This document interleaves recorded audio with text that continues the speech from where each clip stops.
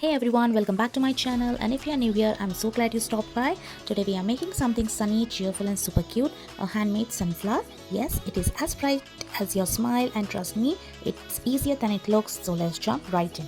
So first we need petals and lot of them, so I'm making use of an ATM card to get the same size of the petals, and just follow the steps what I have shown you so you can get the petals for the sunflower.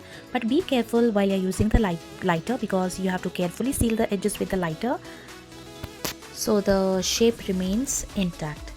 Be gentle, we want petals, not toast. So your petal is ready, so we need lots and lots of them. So I made around 25 to 30 petals and kept ready.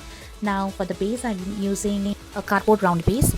So after that, for the center, I'm using a brown ribbon and then green leaves. So let's start with pasting or sticking the petals.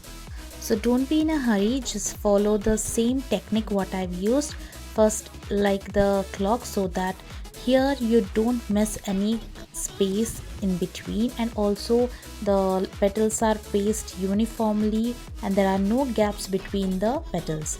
So once you finish the first layer, you can go for the second layer by filling the gaps by adding petals between the existing one.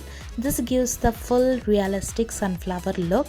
So now it's time for the center of the sunflower, where I have used a brown ribbon rolled in a tight spiral, but you can also use some other fabric or pom-poms or something else.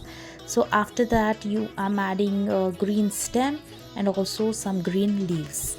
So after this, your sunflower is ready, and if this sunflower has made you smile, go ahead and hit the smash and like button and share it with your creative friends, and don't forget to subscribe. Got ideas for the next DIY? Drop them in the comments below. Until next time, stay crafty, stay sunny. Bye.